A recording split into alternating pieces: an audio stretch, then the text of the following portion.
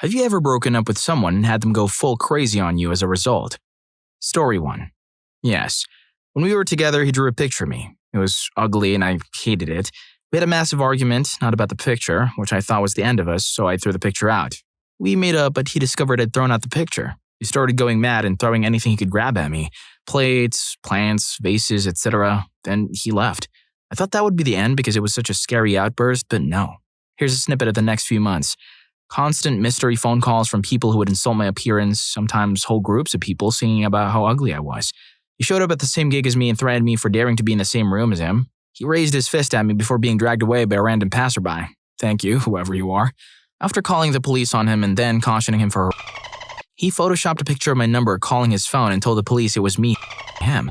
He started telling people about his plans to make me disappear. One girl I didn't know was so worried about me that she tracked down my details through mutual friends and called me. She could go into huge detail about my flat and all the escape routes I could use and how he was going to block them all off. 4 years later, he still shows up on certain websites asking for bare photos of me. What this poor girl needs is a restraining order and a change of locks in her apartment. Oh, and she should try to secure an appointment with a psychiatrist. Not for herself though, but for that dude. He has definitely gone off the deep end. Story 2. A little late, but never got to share this story.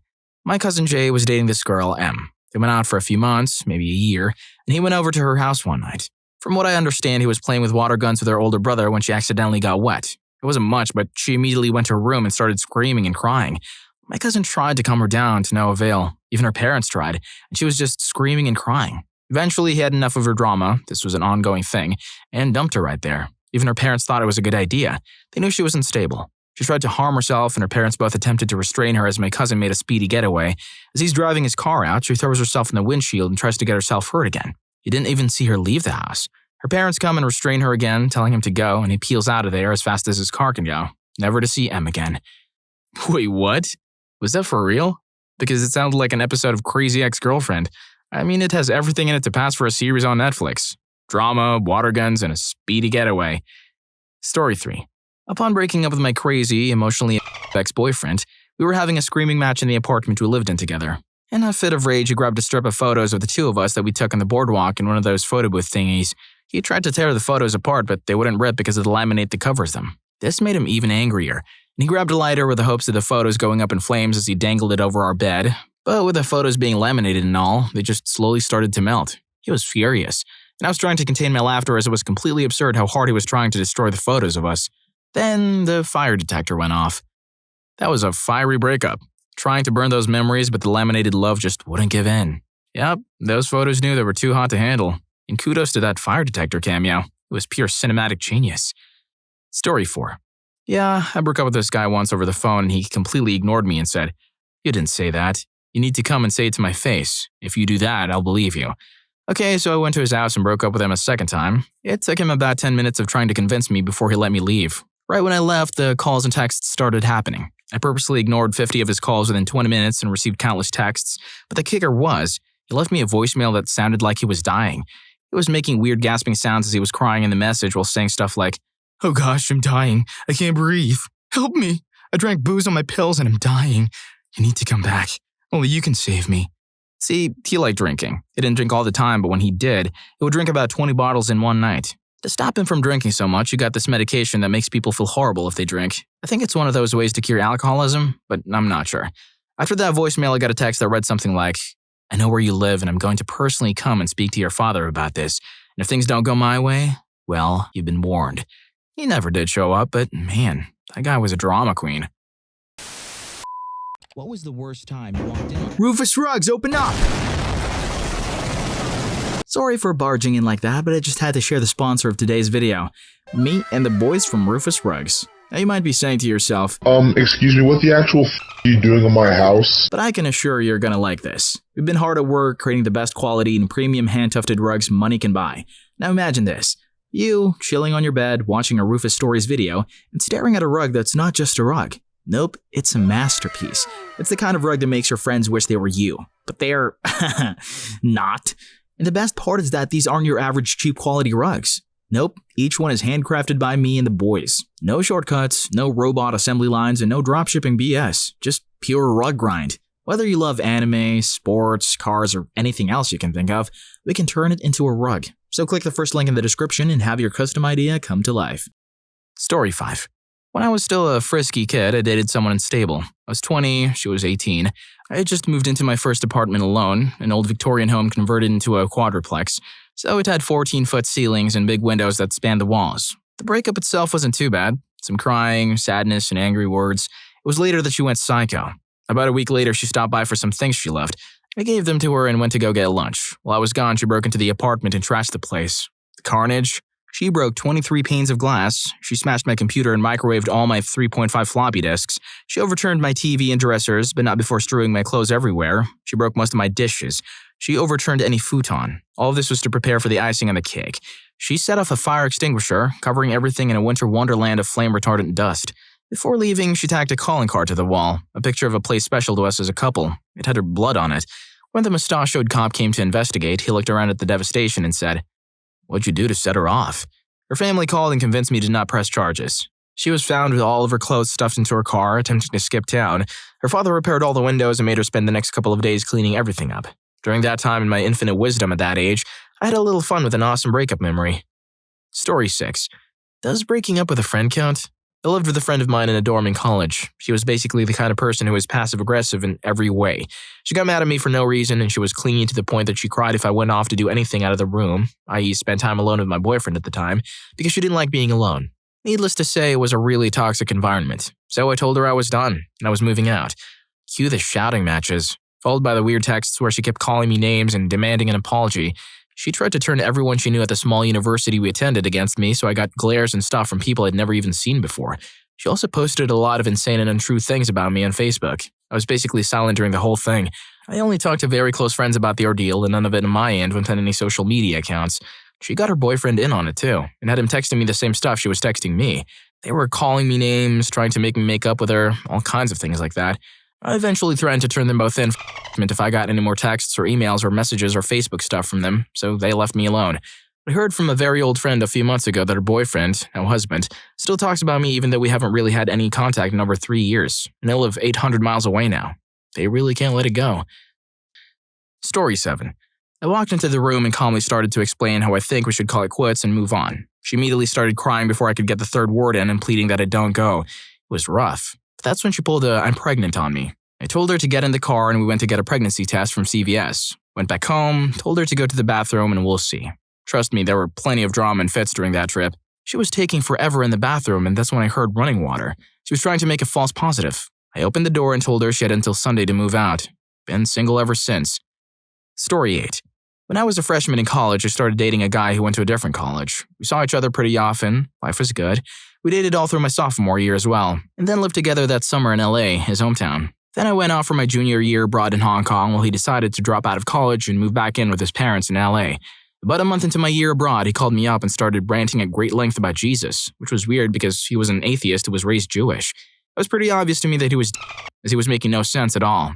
After a couple more higher than the stratosphere international phone calls, I told him we were through, as I had no interest in being in a relationship with an insane Shortly thereafter, his sister calls me in a panic saying that he has disappeared and nobody knows where he went. They think he suffered a psychotic break. Eventually, they find him and get him into treatment. It leaves me alone from that point forward. Cut to the several months into my senior year of college, over a year since my ex and I broke up. One night, I'm out on a date when my phone starts blowing up with texts. There's a text coming in every few seconds, spouting absolute meaningless nonsense, calling me names over and over, saying absurd lies. He was obsessed with the size of the guy's manhood and apparently believed it was literally the only thing that mattered to women. The psychotexting went on for hours, with hundreds and hundreds of texts coming in until I finally called his mother and straight up tattled on him. I told her to get her son under control before I got the police involved. The texting stopped. A few weeks later, it happened again, and again I tattled to his mom. It has now been over 7 years since we broke up, and he still texts me every few months and insists that size is what made me stop loving him. He's certainly insane. Whoa. If my partner suddenly goes full-on mystic preacher mode, I would right away make myself scarce.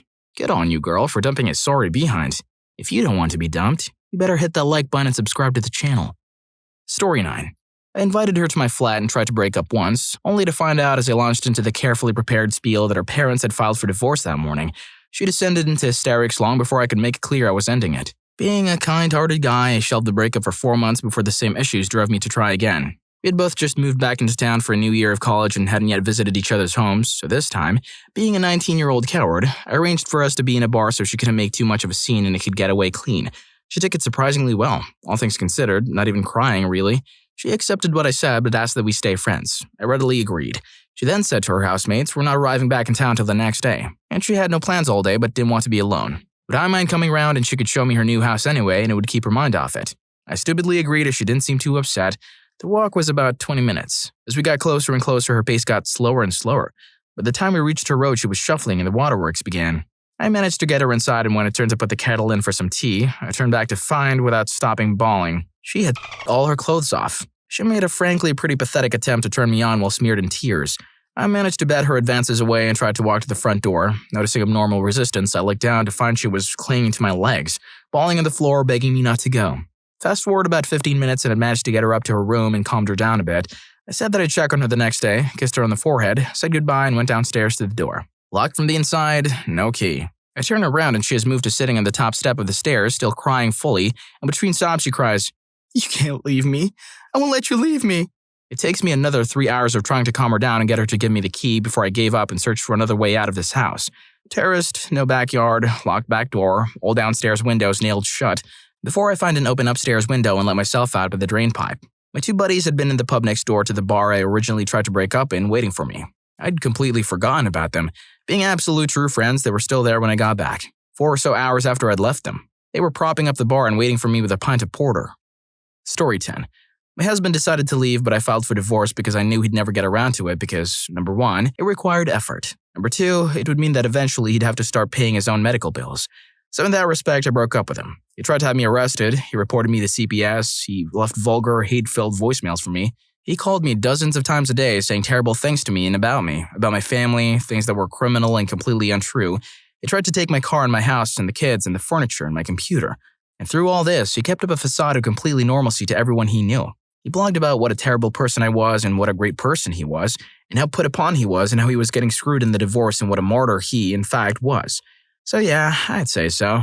Oh, also he was mad that I would not continue to pay his car insurance, phone bill, and electronic toll car pass, even though I gave him 30 days to change them to his name, which I thought was pretty fair. I didn't just cut it off immediately. Story 11.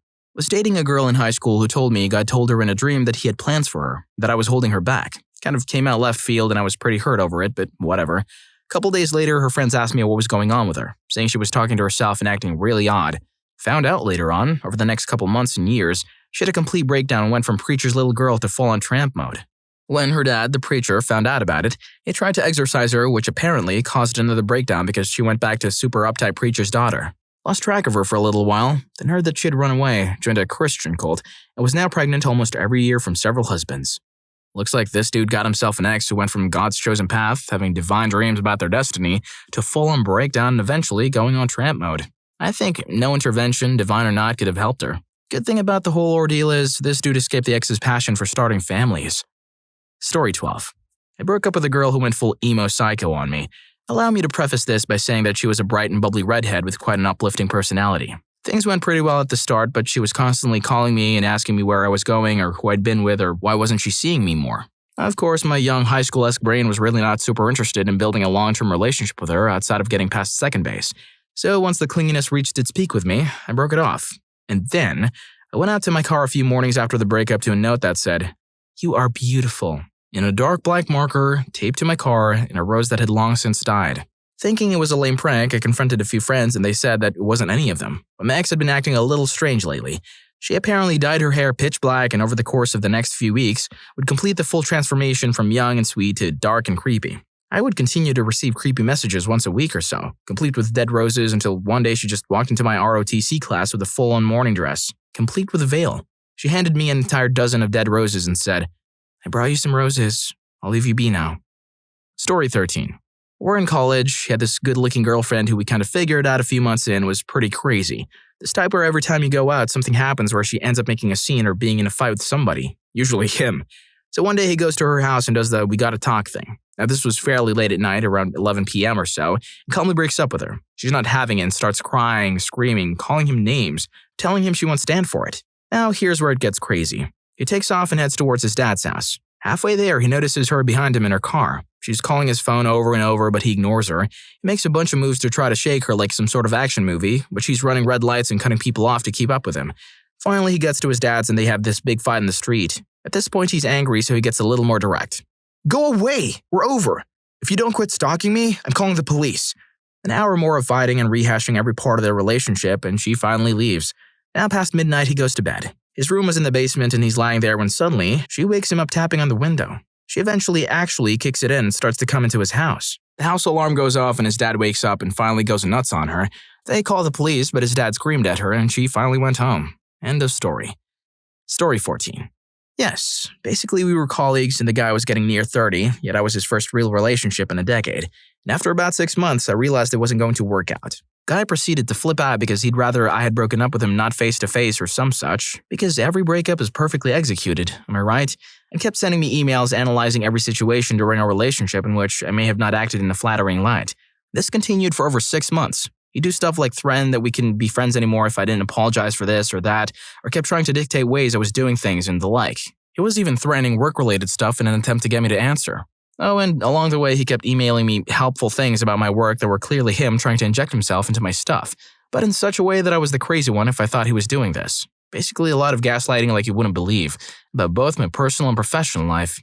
Finally, one night, when he tried to undermine me yet again in the collaboration, I sent him an email saying just because I'd broken his heart, it didn't mean he had an excuse to be mean for the rest of his life to me. That toned things down once he realized I might report him, but all in all, yeah. I haven't had a boyfriend since and surely will never consider a colleague again. Story 15. Yep, when I was 16, I broke up with my first serious girlfriend. She went ballistic. Called my house at 2 a.m. screaming that she'd do away with herself unless I came to her house and made up with her. I didn't because I didn't think she'd actually do it and my mom wouldn't let me go, but I was really shaken. 2 weeks after that, she called me and I answered because she wasn't screaming. She told me she was pregnant. I thought I was going to be a dad at 16, set everything else aside and told her I'd be there for her. She wasn't pregnant. She did end up getting pregnant at 19 and having a kid though. Pretty wild. I hope you enjoyed the video, and if you made it this far, I'm sure you'll also enjoy. What is the most satisfying time you've caught someone in a lie? Story 5 is out of this world. See you in that video.